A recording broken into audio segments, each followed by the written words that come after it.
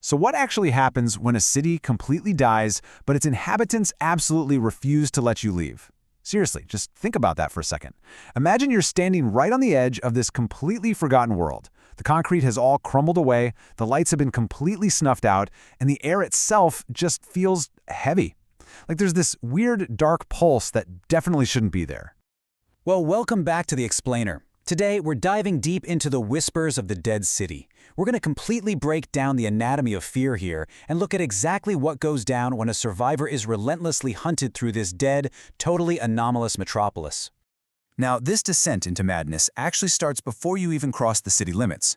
Right out on the outskirts, sitting under this really moody, storm-clouded sky, there's a grim, blood-smeared warning. It literally says, "Welcome to Scary Town. Leave before dark." It's this incredibly visceral, desperate message left behind by other survivors.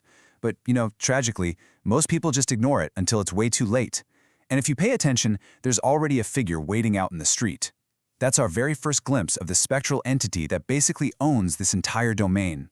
From there, the path forward just grows darker, and the isolation really starts to escalate. The whole cityscape kind of fades out into this dense, suffocating woodland road. All those neon signs and streetlights, totally gone, replaced by just a single flickering bulb that casts these massive, terrifying shadows right on the rain-slicked asphalt. There's even a rusted sign telling you to turn back, but look straight ahead. Right in the middle of the road, you can already see a distant glimpse of that spectral figure, the woman in white. She's manifesting right there, and the scary part is, she's not even attacking yet. She's just waiting.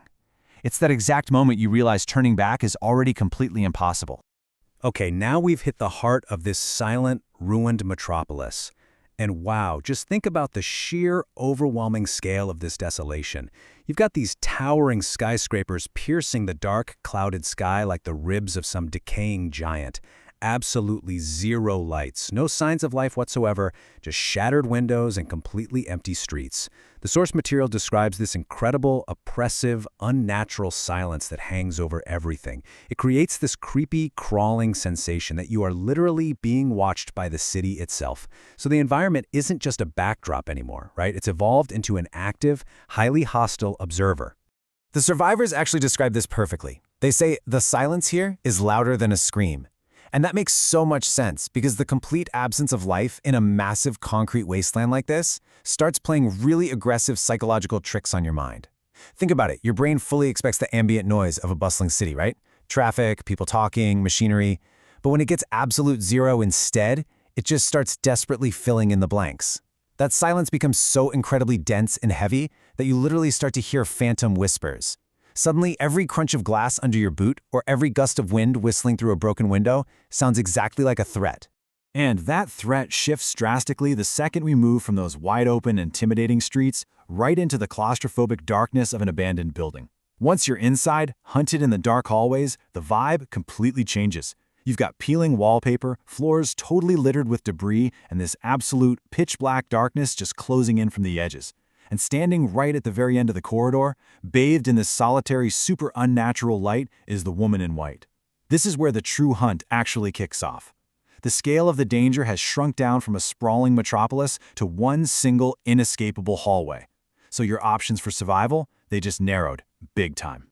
The number one rule here, don't look back. I know, it's the absolute most primal instinct when you're being chased by something, but looking over your shoulder is just going to slow you down. The pacing is really quickening now. The psychological tension is rapidly ramping up. At this point, literally every shadow catching the corner of your eye is a perceived threat. You've just got to keep moving straight forward into the total unknown. The brutal reality, though, is that there is truly nowhere to hide. Imagine ducking into a ruined, rusted-out hospital ward just trying to catch your breath.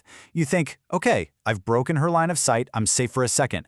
But then you notice the rusted metal beds literally formed this pathway, drawing your eyes straight to the back of the room. And yup, she is already waiting right by the window, perfectly silhouetted against the pale moonlight. She didn't even chase you in there, she already knew exactly where you were going. That kind of realization completely shatters any sense of agency a survivor has left. So the only thing you can do is keep moving.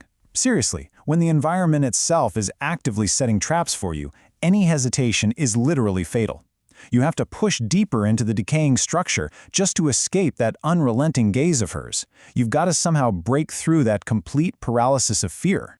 Because if you don't, you're going to run right into this incredibly terrifying message.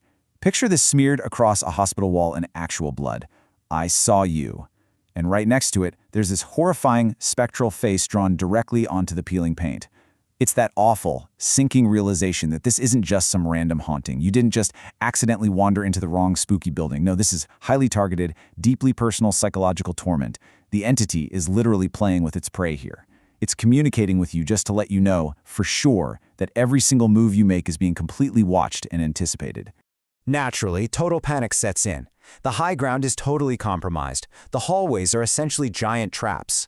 So the only logical yet ultimately fatal mistake left for a truly desperate survivor to make is to seek refuge beneath the dying city itself. You just keep telling yourself, go underground, just go underground. But of course, that fatal mistake just leads straight into the subterranean nightmare.